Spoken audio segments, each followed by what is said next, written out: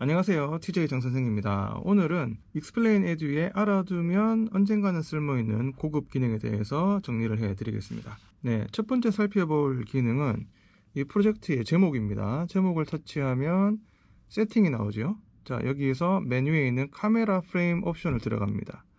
들어가면 세로 모드냐 가로 모드냐 이렇게 선택할 수 있는데, 아래쪽에 보시면 카메라 프레임 보이기가 있습니다. 이걸 활성화시켜 놓으면 좋습니다. 왜냐하면 여기를 꺼버리면 방금 있던 선이 사라졌죠. 자, 다시 한번 활성화시켜 보겠습니다. 자, 선이 생겼습니다. 이 선까지가 화면에 녹화되는 부분이라는 걸 표시를 해주는 겁니다. 설명을 하면서 판서를 했는데 이 선을 넘어가 버리면 이 선 위의 부분은 나중에 녹화 영상에 나오지 않습니다. 자, 제가 지금 한번 그러면 실제로 녹화를 한번 해보겠습니다. 자, 녹화 버튼 눌러놓고, 자, 지금 선을 그리는데 이 선 위를 올라가 버린 부분은 나중에 보이지 않을 겁니다. 자, 정지를 하고요. 자, 이 상태에서 비디오를 뽑는다 라고 보면, 자, 여기 보시면 올라가는데, 네, 이 올라간 부분은 표시가 되지 않고 있죠. 그 가이드라인이라 보시면 되고요. 활성화 시켜 놓고 그 선 위로 올라가지 않도록 녹화를 하시면 되겠습니다. 네, 두 번째 기능은요, 우리 선생님들 막 강의 녹화 막 판서하시면서 또 자료 불러오고 많이 바쁘시죠. 또 불러오는 그 과정에서 조금 지연되기도 하고 약간의 좀 매끄럽지 못한 녹화가 될 수 있습니다. 자, 그럴 때는 미리 들어갈 자리를 딱 지정해 두고 간편하게 빨리빨리 불러올 수 있는 기능이 있는데요. 그게 바로, 자, 여기 자료 추가 메뉴에서 맨 밑에 내려가시면 플레이스 홀더라고 있습니다. 자리를 잡아준다는 뜻이겠죠. 눌러가지고, 자, 터치를 하면 여기다가는 나중에 사진을 넣는다라고 미리 자리를 잡아 놓고 시작하는 겁니다. 그러면 여기 누르고 사진 추가하고 이렇게 헤맬 필요 없이 바로 녹화를 하면서 여기만 터치를 하면 바로 이 아이패드에 있는 사진 아무거나 이렇게 빨리빨리 불러올 수 있으니까 좀 매끄럽게 강의 녹화가 가능합니다. 네, 세 번째 고급 기능은 여기 있는 이 아이콘입니다. 특정 대상체의 특정한 부분을 복사하는 기능인데요. 자, 제가 만약에 어떤 그림을 이렇게 그렸다고 치고요. 자, 이 부분을 좀 복제를 하고 싶다. 딱 이 부분만 잘라서 복사를 하고 싶다라고 한다면, 자, 여기를 선택을 합니다.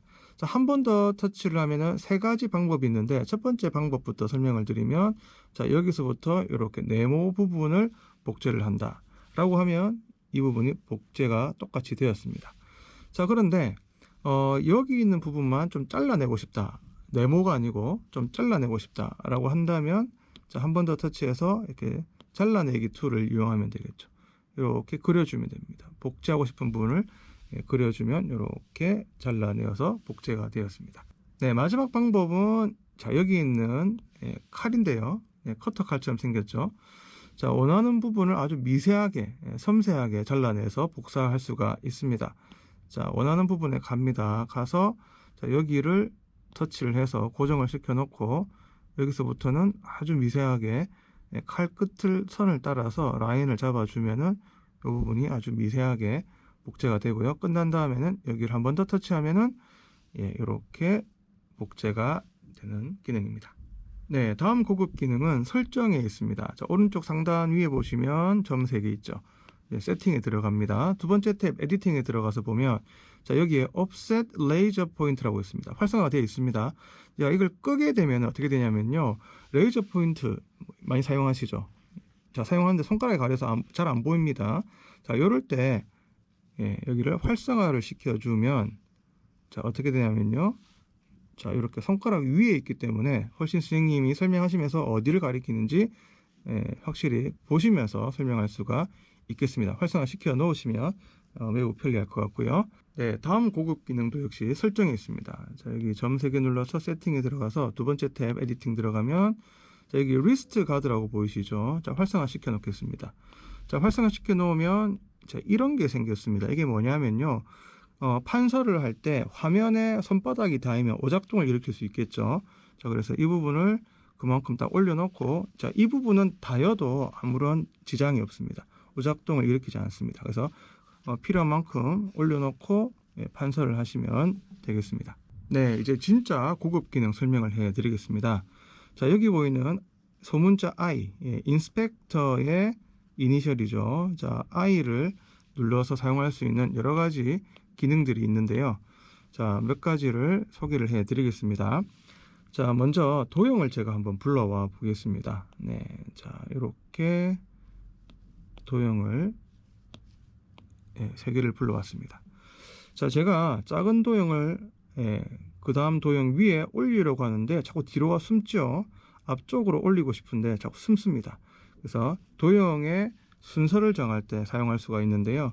자, 먼저 I를 누릅니다. 누르고 도형을 선택을 하지요. 자, 이 도형을 맨 앞쪽으로 나오게 해야 됩니다. 그래서 자, 여기 보시면 Arrange가 있고 Edit가 있고 Lock이 있는데 Arrange 메뉴 중에서 Bring to Front 맨 앞으로 가져오기가 있죠. 자, 여기를 선택을 하면 이 도형은 이제 맨 앞에 나와 있는 겁니다. 그래서 이렇게 도형 위에 올릴 수가 있는 거죠.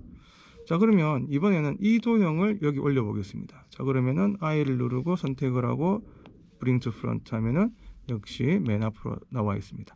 자, 그러면 자, 이거는 지금 맨 앞으로 나와 있는 그 사이에 지금 들어가게 돼 있죠. 그럼 다시 얘를 맨 앞으로 가져오기를 누르면 얘가 맨 위로 올라가게 되는 거죠.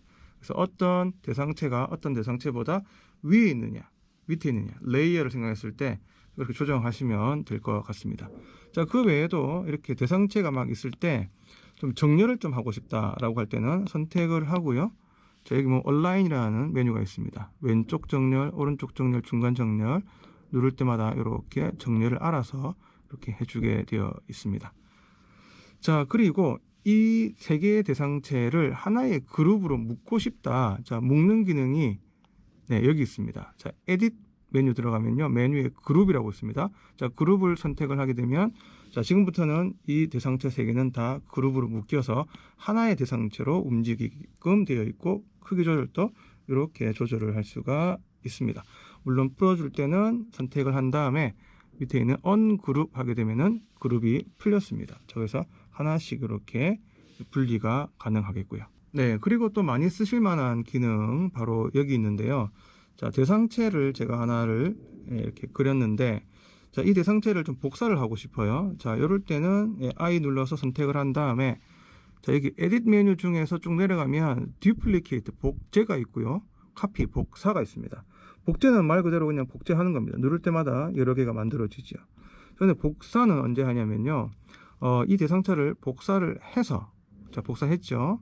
자, 붙여야 되는데 다른 슬라이드에 붙일 때 아주 유용합니다. 그래서 플러스 눌러가지고 다른 슬라이드를 만들었습니다.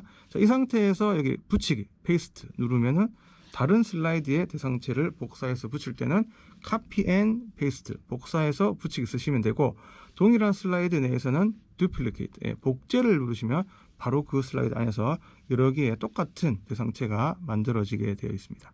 네, 다음 기능은 대상체 회전 기능입니다. 이전 영상에서 한번 설명을 해드렸는데요.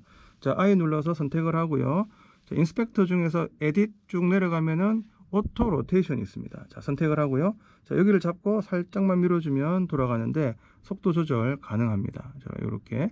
자, 그리고 여기를 잡고 중심축을 이동하면 이렇게 공전도 가능합니다. 자전과 공전을 이렇게 할 수가 있겠죠. 네, 그리고 좀 재미있는 기능이 하나 있는데요. 제가 그림을 하나 그려 보겠습니다.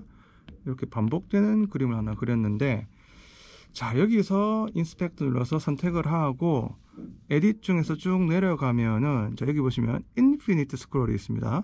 자, 무한 반복되는 스크롤인데요. 자, 선택을 한 다음에 자, 화살표 방향으로 살짝만 밀어주면 반복해서 계속 움직입니다. 무한히 반복되는 스크롤 되는 기능이죠. 자, 뭐 좌우로도 이렇게 스크롤이 되겠지만 아래 위로도 스크롤이 됩니다. 속도 조절 가능하고요. 자, 이런 식으로.